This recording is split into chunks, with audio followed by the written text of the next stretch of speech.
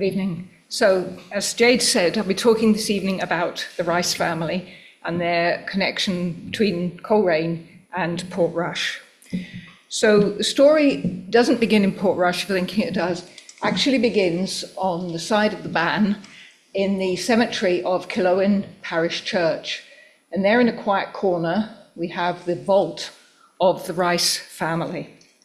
So if we zoom in a bit, you can see it's a very ornate grave and is inscribed on both sides. And because of the time since it was done, a lot of the inscription is quite weathered, but the minister there was able to give me a translation. Somebody has obviously done that.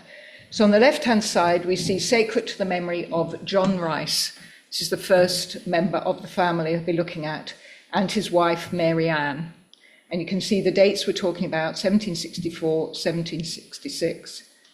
And on the reverse side, which is against the church hall, their son, Thomas, died 1825, and his son, who died in infancy. Now, this information has enabled me to start to build up a family tree for the Rice family. So we start then with John and his wife Mary at the top, two sons, Robert and Thomas, and their offspring, Robert, 9 children, Thomas, 2. Now, we'll point out at this time, the recording of births, marriages, and deaths was not either as organised or as well documented as it came later to be. And there are various versions of this family tree. Now, this is the one presented by the Reverend Thomas Mullen in his book, Coleraine in Georgian Times, which I'm following. So to go back then to our family, John Rice, as Jade said, was involved in several businesses. He ran a shipping line, general merchants. He built and leased properties, and he was involved in the linen industry, which at this time in Coleraine was very important. Now, when he died, his 2 sons, Robert and Thomas, inherited the business. Now, in the papers of the day, we have some notices about them. So Robert and Thomas were merchants to begin with, but for whatever reason, in 1781, they decided that they would dissolve their partnership and Robert would continue on with most of the trade. And the trade that was involved included a grocery, ironmongery, and hardware business. So this gives us an idea of what they were involved in. Now, the next advert shows examples from Robert Rice hardware business. And I'll just point out that Coleraine, that's not type in error, that was how it was spelled in those days. So we can see then that as far as hardware was concerned, he was importing goods using the shipping line from certainly the Baltic. Danzig is a port on the Baltic, and from other places, various types of hardware, which he was then selling. He was also involved in property, and we have here a map of Coleraine, and this here, not very well marked, is actually the Bann there, okay? So he leased properties in Coleraine around Bridge Street, Hanover Place, and Ferry Quay. Now, these were all, well, they still are close to the river, and at that time, the river was one of the best ways to bring goods and so on into the town. So these properties would have been very high value. Now, in Bridge Street, there was formerly a barracks, and he built a large inn in the old barracks, and his brother Thomas ran the inn. Now, in those days, an inn was just not as we imagine it now for food and drink, but it was also a place in which business was transacted. And finally, Robert built large houses to lease. And we're just going to look at an example of one in King Street, here down here. And you can see the type of property that they were involved in. Now, this was an advert then from the newsletter. Now, the house, you don't need to read it all, but you can see it had 5 floors, which we would, well, first floor was obviously the ground, and then 5 above. There were a lot of bedrooms, a lot of closets and so on. It was obviously for a large, wealthy family. And in addition to the house itself, they had offices and then a lot of buildings outside, stables, coach houses, and so on. And the tenant may also be accommodated with either 1 or 2 convenient parks of good land. So from those few slides, we can see that Robert was wealthy, he was obviously successful, and in 1793, he was awarded the freedom of Coleraine. So we can now go back to our next generation of our family tree and look at Robert's 9 children. He had 4 sons, 5 daughters. Now, even by those times when the usual family was about 6, this was a large family. So we'll have a look at some of the businesses, firstly, which his sons did. So James Rice, second son, he was involved in a salt works in Portrush, and he had obtained a lease from the Earl of Antrim for 50 feet, the side of the dock. And this is set up here, you can see on the old map, salt pans. Now, if you then look at the corresponding current map, this same area, you can see the dock there, as it is there, this would be Waterworld. So it gives you an idea of where we're looking at. Now, the idea was that they flooded the salt pan and then used heat to evaporate the water to leave the salt. And it was then used for the preservation of meat and fish. Now, this existed for about 15 years and provided quite a bit of work to a number of people in the town. Now, James and John then were both involved in the shipping line and had schooners, as they were at that time, and they imported goods from America, usually Quebec or Nova Scotia, and the Baltic, using Portrush, which was often referred to as the Port of Coleraine, because it was more easily accessible.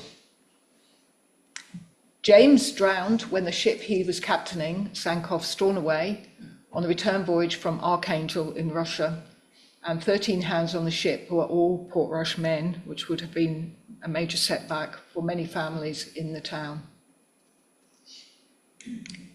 Now, Thomas Jr., as he seems to have been referred, he went into the merchant business, and again we can see an advert for the goods that he was importing, again hardware, ironmongery, and what were known as japanned goods. And there's a couple of examples here.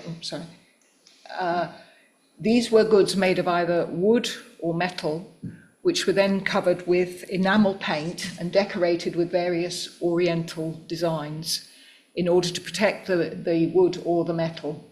So he's involved in those, and then various other things. We see Swedish goods, German, Norwegian, all coming in probably through the ships from his brother. Now, as we see here, this is 1808, and he was going strong at this point. By 1821, he had been declared bankrupt, and he was forced to sell his land, which was near Castle Dawson, a dwelling house in Coleraine, lease for certain tenements in Coleraine, possibly inherited from his father, and finally the new built dwelling house, which was his own property. So it was obviously quite badly affected.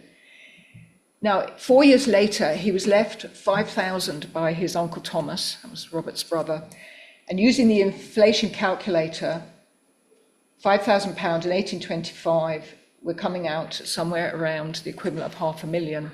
So I would imagine that probably solved his problems after that point. Okay. So we then go back and have a look now at the daughters, the 5 daughters. Now, Mary in the middle there, she married a man, John Knox, from Garver, and they moved out and lived in his estate called Rushbrook. John Knox was a man very like Robert. He had a finger in a lot of pies. He was a land agent, dealt with property, and he was connected with the Lord Bishop of Meath, who had a lot of lands around Portlanone and that area. And we will return to that section of the family a bit later on. to see some other things. The remaining 4 girls moved from Killowen, where they lived, to Portrush with their mother after their father had died. So Robert died in 1801, Mary died in 1811, so sometime between those 2 dates, they moved down to Portrush. Sarah married a man from Portrush and stayed there, but the remaining 3, Hester, Jane, and Rebecca, never married and were collectively known as the Mrs. Rice. So that was that. And really, the rest of our family history now centres on these 3, particularly Rebecca. Now, this is one of the first Ordnance Survey maps of Portrush, showing limited development.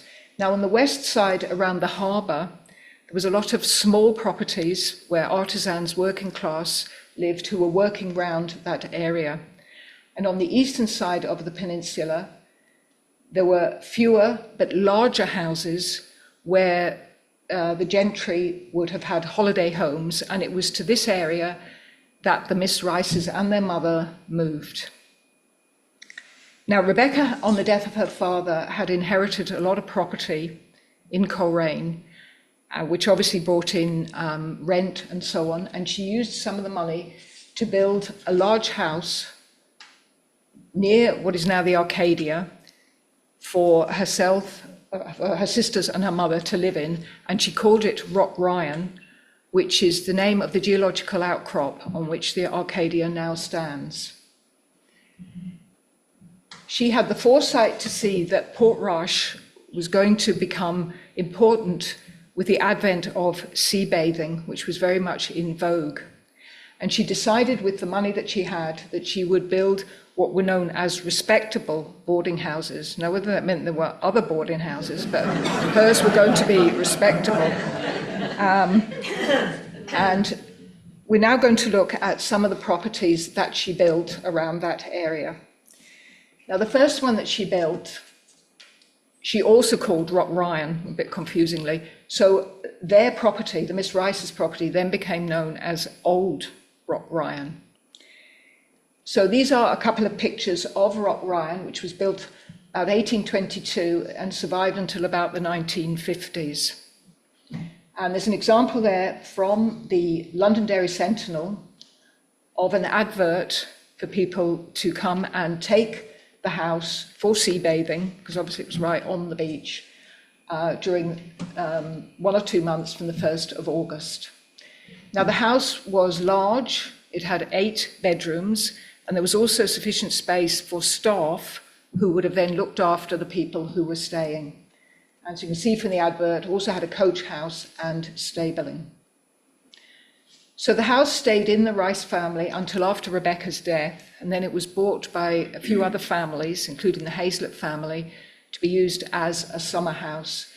And then sometime during the 50s, it had fallen into disrepair, and the council sort of repossessed it, and it was eventually knocked down. Now, some 10 years later, she got more land from the Earl of Antrim, still in the same area, and this time she built Craigvara House and a terrace. You can see this in the old map of Portrush. And also around the front of the property was a road which was gated at the end, and this was to give privacy to those staying in the houses. And again, there was a lawn at the front protected with a wall. So she was aiming her clientele to be the gentry. And again, we see another advert there, 2 neat houses. And this on the right here is a more recent picture of the 2 houses, pink and the yellow, there. Now, the last house that she built was Strandmore House, which was built about the 1850s, just recently, as we all know, been demolished. Now, again, it was a large house, 4 stories, 9 bedrooms, and given exclusivity with the wall at the back and the wall at the front. Now, it stayed in the Rice family until about the 1930s, and then it was bought by Dr. Sloane Bolton and his wife Zara, both golfers. And its main claim to fame was that It was visited by the future JFK, President Kennedy, when he and his father, who was US ambassador to the United Kingdom, called in for afternoon tea, as one does, when they were on holiday in 1940. And as we know now, sadly demolished, and 4 townhouses. Now, the next slide is not a great view at the front, but what I wanted to show was the sweep of property that the Rices had round that bay. So we had from the left, Stranmore House, Craigvara Cottage, Craigvara House, the Terrace, and Rock Ryan. They were all their properties. Now, this one here in the middle with the blue arrow, Carignata, she did not build that, but it was in the area that she developed. Now, that Carignata was still in existence, more or less as it was, when we came to live in Portrush about 1980-something, because I got a job teaching at the Tech, and I had to have a medical examination, and it was done in there by Dr. Gardner, because that was his surgery at the time. And then if we look at the next slide, we can see what has happened today. So Stranmore demolished, these 2 at the back still there, Carignata obviously now 55 degrees north, and then no Rock Ryan, so changing view on that. Now, all these properties that the Rices had came under what is known as the Griffiths valuation, which was a mid-19th century survey of land and property in Ireland. And on the left-hand side, we can see at that time what Rebecca owned. So land on the east side of Portrush, which we've just looked at, house in Meadow Park, and 1 at the Quay, and then the 6 houses at Craigvara Terrace and Rock Ryan at Seaview.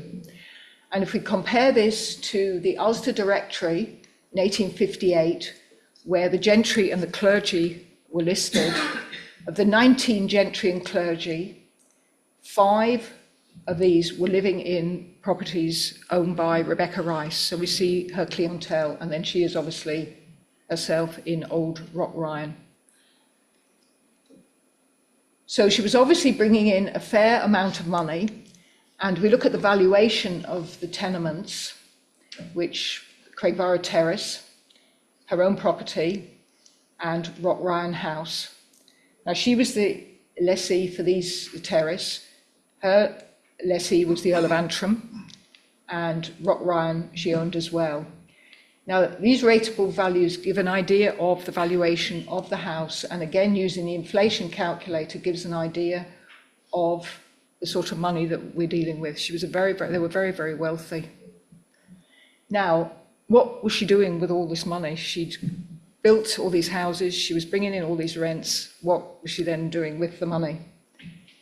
One of the things that she did was to provide relief schemes for, say, the fishermen over the winter who had no work to do.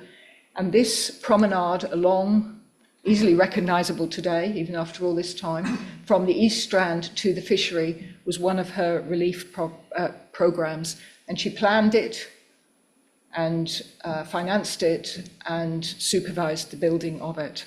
So that was one thing that she did to help in Portrush. She was a great one for donations.